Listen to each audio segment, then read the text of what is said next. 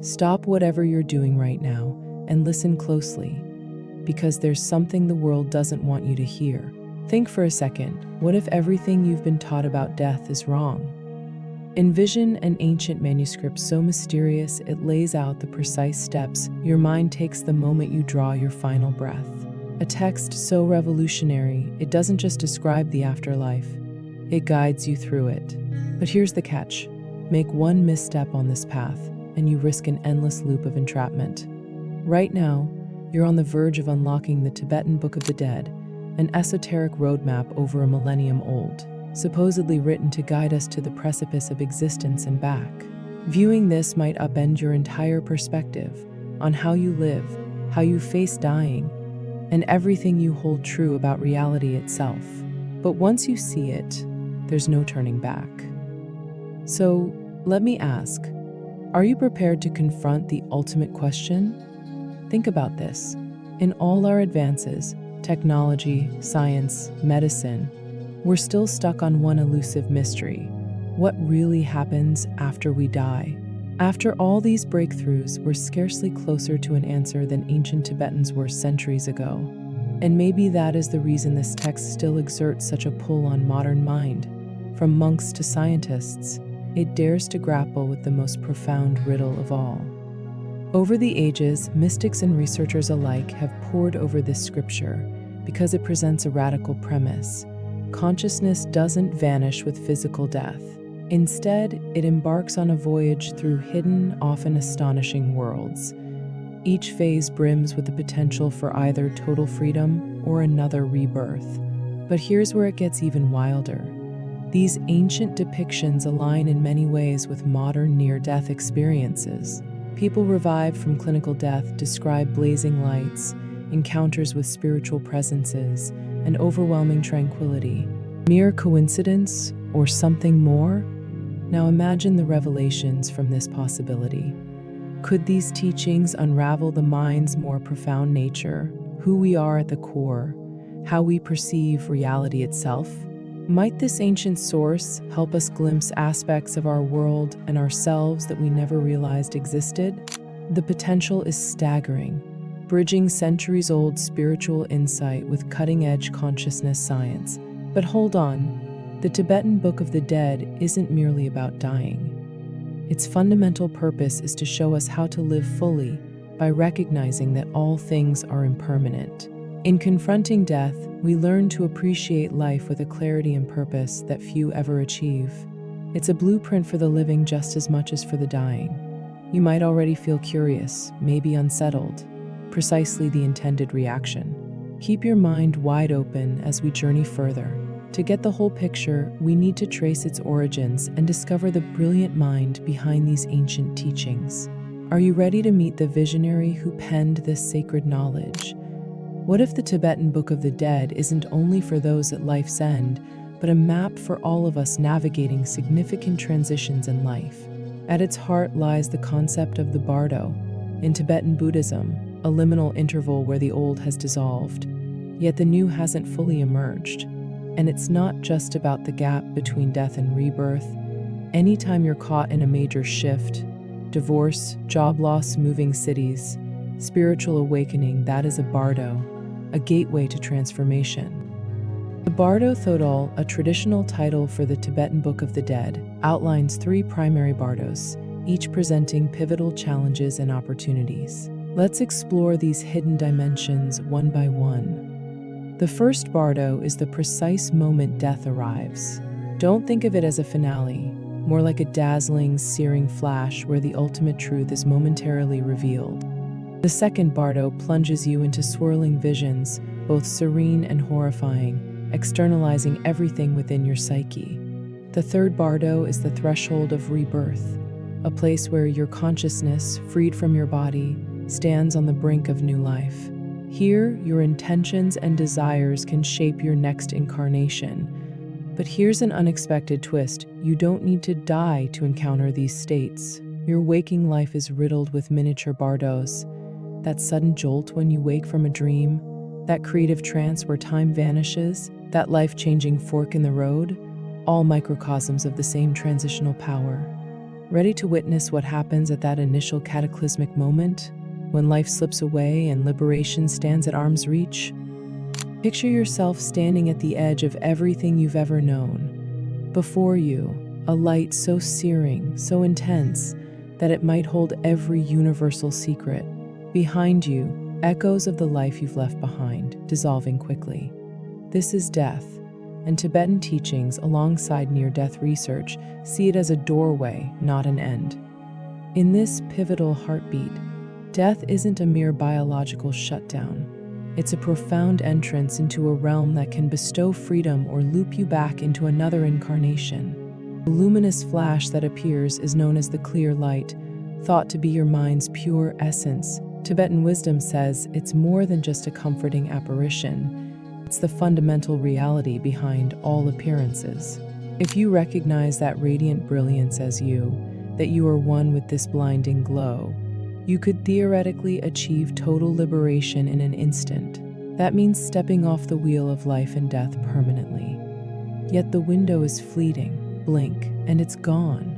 For most of us untrained in this awareness, such an unveiling is overwhelming. Fear takes hold. We see the light as something external rather than the essence of our own consciousness. With fear, we recoil, sliding deeper into subsequent bardos and away from potential liberation. This teaching is enormous in its implications. At your final moment, you encounter possibly the greatest spiritual opportunity ever known. Even if life's illusions have clouded your mind, you get one last shot. But can you be prepared for that? Tibetan adepts spend lifetimes practicing awareness, training to spot the clear light in meditation, so that, in the ultimate moment, recognition is second nature. Death becomes not a dreaded final breath, but a monumental chance at transcendence. And if you can glimpse that clear light in life, even briefly, your mind gets more equipped to handle that cosmic wave when it finally arrives. If you miss that instant, the journey continues, hurtling you into realms shaped by your own psyche, brimming with surreal imagery both glorious and terrifying. Are you ready for what lies beyond the light? Now envision drifting away from that brilliant flash, deeper into an enigmatic domain teeming with vivid apparitions. The Tibetan Book of the Dead describes this as the Bardo of visions, where your subconscious roars to life in the form of resplendent beings or horrifying monsters. The key is that they're not external, they're parts of you, aspects of your own mind that have grown into larger-than-life figures. Some appear as serene, radiant deities, embodying limitless compassion, wisdom, or tranquility. Others erupt as wrathful, unsettling entities representing aggression, fear, or unresolved trauma. The crucial question: do you recognize them as facets of your own consciousness? If you can accept these luminous or monstrous beings as inner reflections, you inch closer to liberation. But if you recoil in terror, convinced these are outside forces aiming to harm you, you sink further into confusion. This is the cosmic mirror, showing you your emotional baggage on an epic scale. Gentle, glowing entities highlight the mind's awakened potential, fiery, wrathful figures expose the repressed shadows. In modern psychological terms, Carl Jung linked these archetypes to our collective unconscious, seeing them as universal forces in every human psyche. Why does this matter while you're alive? Because these same energies, fear, love, aggression, serenity, are shaping your choices every day.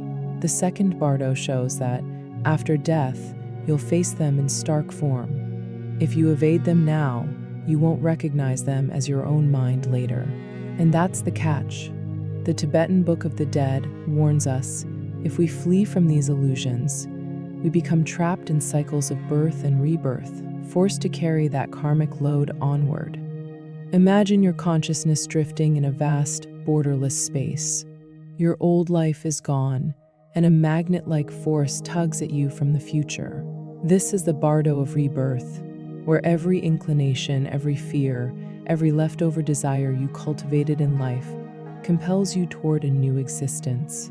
Think of karma like gravity here. Everything you've done, thought, or felt creates momentum, drawing you to life, reflecting your current state of mind.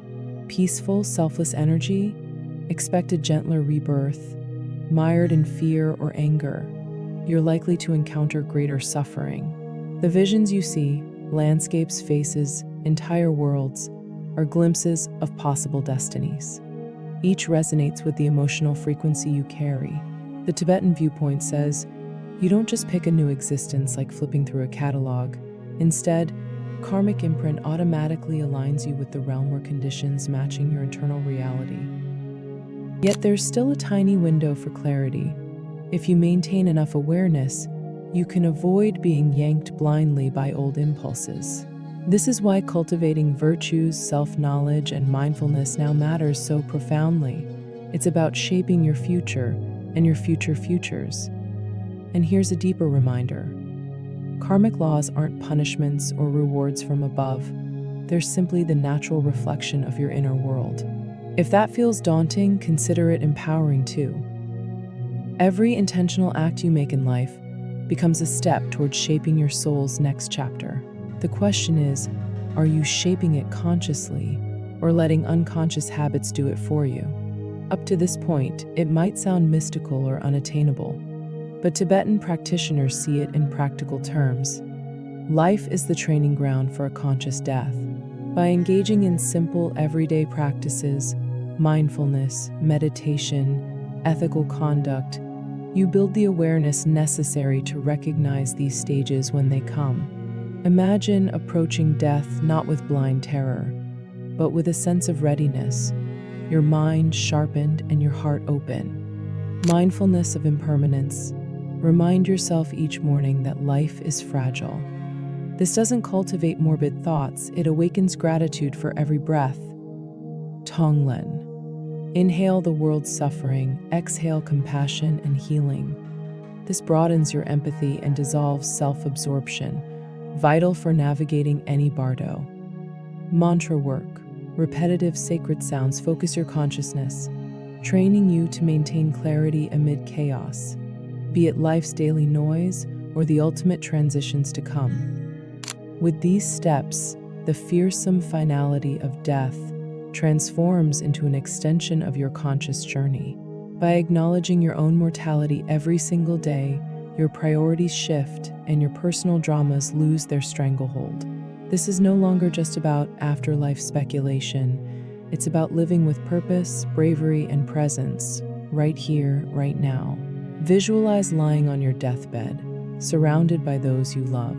But instead of hushed words and anxious glances, a calm spiritual teacher sits beside you, quietly reading passages that map out your path through the afterlife. These words anchor you, reminding you that every dazzling light or fierce deity you may encounter is, in truth, your own mind.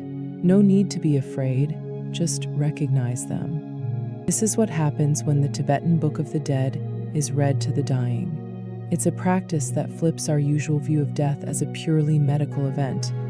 Imagine if our society did the same. How would our final moments change if they were accompanied by guidance designed to foster liberation, not just sedation? In Tibetan culture, a lama or spiritual guide helps the dying person keep focus on the luminous clarity that shows up first. They encourage you to unite with that brilliance, to see it as your intrinsic essence, thus bypassing the rest of the bardos entirely.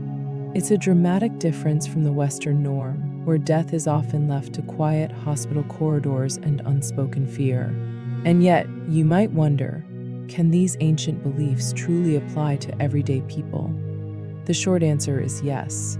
You don't need a monastery or an elaborate ceremony. What you need is the willingness to see death as a significant, teachable moment, not a taboo. That shift alone can rewrite your entire emotional stance on life. What if welcoming death could bring about deeper clarity, more compassion, and even joy? Think of how you might behave if you realized every day could be your last. Would your grudges matter as much? Would you chase superficial goals? Or would you strive to live with sincerity and heart? The Tibetan Book of the Dead insists that by befriending death, we rediscover how to truly live. Imagine taking each big change in your life, moving to a new home, ending a relationship, shifting careers, and perceiving it as a mini-death, a chance for renewal instead of a crisis. That's the essence of the Bardo principle. Every new chapter emerges from the ashes of the old. By labeling these times as transitional bardos, Tibetan wisdom says we can cultivate a healthier relationship to impermanence, seeing it as the engine of growth, not as a catastrophe. Daily reminders of life's brevity can be transformative. Maybe you start each morning with a simple mantra, "This day is irreplaceable. Let me show up fully." Or you practice mindful breathing, inhaling love for others, exhaling negativity. Over time, these habits rewire your perspective, fueling a life governed by gratitude and clear intention. Here's where it gets mind-blowing. What if the Tibetan Book of the Dead isn't just mystical lore? What if it's describing aspects of consciousness modern science is only beginning to explore, like how the mind may exist in states beyond conventional waking awareness? More researchers and scholars are examining near-death experiences, altered states, and quantum theories of consciousness. There's a growing suspicion that the mind's boundaries may not end with the brain. So, if the Tibetan teachings are even partially accurate, if consciousness transcends bodily death, this drastically changes our definition of being alive. It means there's more to reality than we suspect, and that the journey extends beyond our last heartbeat. That possibility alone invites us to bring these insights into daily life, to shape our understanding of mental health, end-of-life care, and beyond. Ultimately, these teachings underscore a vital lesson. Death can be our greatest teacher in learning how to live. This 1,000-year-old guide urges us to peer straight into our deepest fear, the end, and realize it holds the key to ultimate freedom. Embracing death's inevitability can help us see each day as a gift, each moment as a chance to awaken. As Chogyam Trungpa Rinpoche famously observed, these texts shift our psychological self-view, showing that meditation and awareness aren't just about tranquility, they're about real, tangible transformation. Once you recognize life's transitions as mini bardos, you become more adaptable, less likely to collapse under change, and more likely to discover that seed of rebirth in every ending. So, let me ask, if you knew death could strike at any time, how would you live differently right now? Drop your thoughts in the comments. As for me, I believe facing death without denial frees us from the trivial concerns that usually run our lives. Let me know if you'd like to see even more spiritual deep dives. Just say yes in the comments and tell me which hidden truths you want us to uncover next. Because here at Inner Mythos, we're more than watchers. We're explorers in this grand cosmic puzzle. Until next time, stay curious, stay open, and keep shining your own inner light.